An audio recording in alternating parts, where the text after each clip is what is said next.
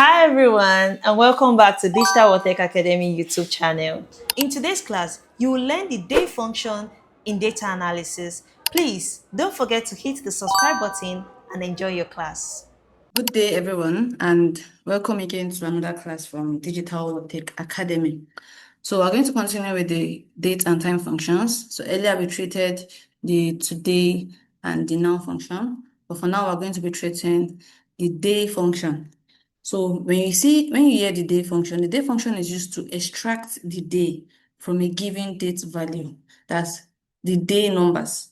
We have January has 31 days. We have February has either 20 to 29. September has 30 days. Any number from that one to the last day is what the day function is going to return. So basically, it's just returning the day number out of a date, the month, the date, and the year. So the day is what this day function extract out for us. So let us see how to treat that. So we have today's date on here, and we want to extract out the day number, the number or the day from it. And this is the day right here. The 19 in the middle is the day. The 5 is the month, because we're in the month of May, and 2026 is the year. So I wanted to return 19. Today is 19th of May. So I wanted to return 19 out for me. So first off, let me give it a title. So type in equals today. Just type in equals today. So you can see what it says. It says returns the day of the month in number from 1 to 31. So if I should open it up, the syntax that day function requires is the serial number. And what they mean by serial number, we are expected to put in the date that we want it to extract the day from. So we can work with several kind of options. We have an option where your date is already in your spreadsheet, just like what we have here. I already have the date on my spreadsheet. All I have to do is just pick it as a cell reference. I've picked the date. I'll close my bracket on it, then enter. It's returning what? 19 for me, telling me that that is the number or that is the day from that date. And I told you there are several options we can use. First off, the one I just created now is where I'm picking my date as a cell reference because I already have it on my spreadsheet. Another option we can use is if your date is not on your spreadsheet. Let's say I want to just work with a random date. I want it to just help me extract the day from a random date. Remember, I don't have it on my screen. So all I have to do is just I have to call it in.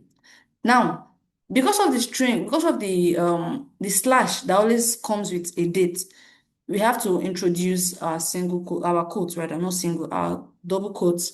Then let me just work with my own date format is month, day, and year. So I have to write a date in that manner. Month coming first. So let's say December 15th, 2006. So I want you to help me extract out the day from this date here. So this 12 here is not a month. Sorry, it's not a day, it's a month. That's September 15th, 2026. So using this day function, I'm expecting it to return 15 back to me. I'm saying 15. Now, some people might have a bit of problem with which one is my day. Where should I place my day? Where should I place my month? That is your laptop system. My laptop system format, the date format I have on my PC is months coming first, followed by day, followed by year. So you have to work with the format that your system sees dates, that your system acknowledges dates. If you take your eyes down here to where my date is always stored, you will see it here in that manner. 5 is coming first, followed by 19, followed by 2026. That's the manner. So there are different formats. It can be year first, followed by month, followed by day. It can be month first, followed by day, followed by year. So you have to work with this format that your system sees dates. So I mentioned, let's come back here. So year is picking your dates as a cell reference. Year is writing out your dates if you don't have it on your spreadsheet. And another one is if you are working with that current date. Another option is if you are working with that current date, that's today. Let's just assume that 5/19/2026 is not on this spreadsheet. I want you to help me extract out the day from today's date. So instead of me using today function outside and then pick it as a cell reference, what I can do is Inside that day function, I'm going to call out the today function to inside of it. So this is what this is how it looks like. The day function is out here. While my serial number is today. That means help me format out today's date first. After doing that, then give me the day number. So close my bracket on it. Now don't be confused. This today function doesn't require anything. So that's why there's nothing inside of it. Then enter. I'm still seeing 19 because it's still today's date.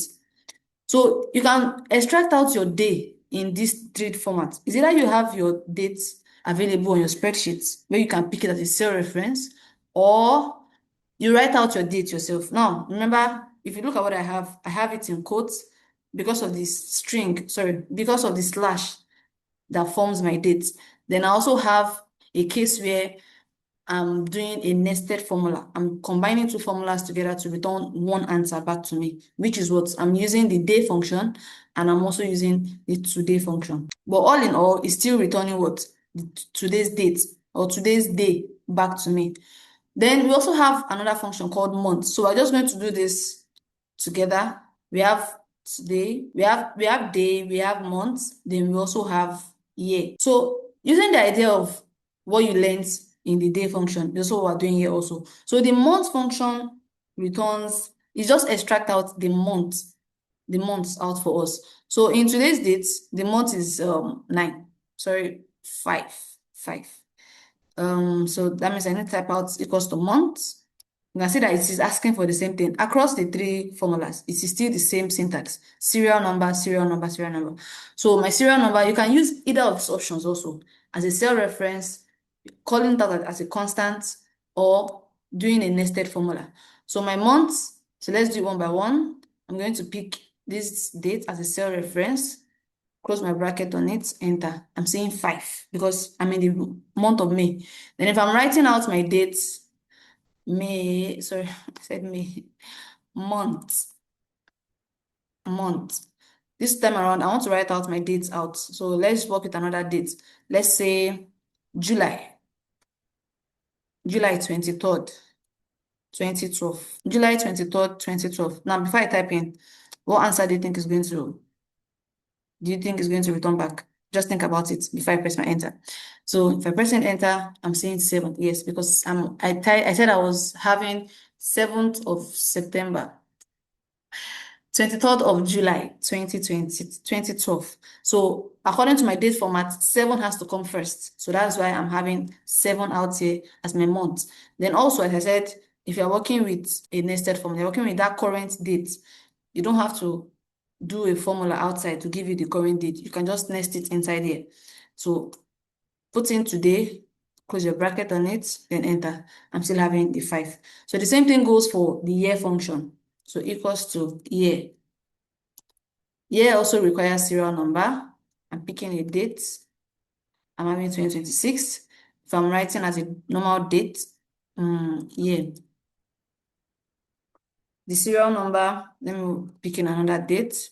January 6, 2020. Close your bracket, close your quote, close your bracket, then enter. I have the year out here. Then also, I have year. Then I'm typing in today inside of it. Then I have this. So you can see that these three functions are used for extraction. I'm extracting out different values from a date. The day function will extract the day, the month function will extract the month, while the year function will extract the year out for us. Now, this was splitted out using these three functions. There's a function that can combine them together.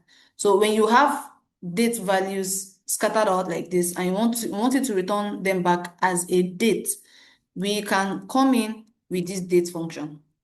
So what this date function will do is that this 19, which is a day, this 5, which is a month, and this 2026, which is a year, it is going to combine these three together and return them as a date, not separated like this. I'm going to see them as a date.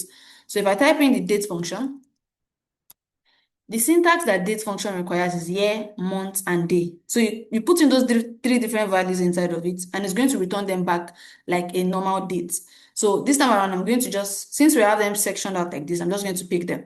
So my year is 2026, my month is July, and my day is 19. So if I close my brackets, then enter, I have this. So you can see that it combined these three together and then returned a date. So this now is 19th of July 2026. This is how it looks like. So the day, month, and year split the date. It extracts out those values out for us, while the date function combines them, joins them together, and return them as a date. Then we also have another function we're going to treat before we end the class. We have the function called days. We have the function called days. Now, it sounds alike to day function, but there are two different formulas. Two different formulas. Why this day function extract out the day number from a date for us?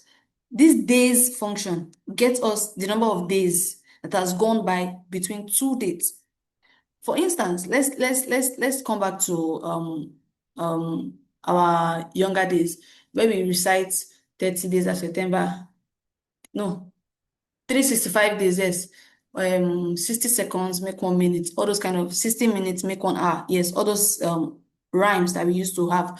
So when you get to the point of how many days do we have in a year, 365 or 366. Now, when you want to know what day number, what day are we on in a year?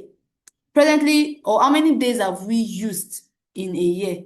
Look at it now. We are on today is May, or we're in the month of May. So from January 2026, January 1st, 2026, up until this time, how many days have we used out of the 365 that we know that we have in this year? The days function will do that for us. It returns the number of days between two dates. All you have to do is just give it an end date and a start date. Our end date is generally the later date. That's today's date. My end date is today's date. That's the date that comes in later. So today's date, I can do it in several ways. I can, just like I showed you earlier with these functions that we have here, I can either pick it as a cell reference, write it inside, or I can type out today function inside of it. That means my end date is today, comma, my start date is 1st of January 2026. So for that, I do not have 1st of January 2026 on this screen here. So that means I will need to write out that date out here. So 1/1/2026. You close your quotes, you close your brackets, then enter. It says 138 days has gone past. So this is what the days function is. So let me just use let me use two closer dates so that we'll get it quicker. So if I open up days function and I'm saying between 1st of January 2026. Oh no, my later dates, my end date should be my later date. So let me say 8th, 8th of January 2026. And my start date is 1st of January 2026. That means, look at it, before I press and enter, this is what I'm trying to do. I'm telling you that between these dates, between 8th of January 2026 and 1st of January 2026, how many days went by?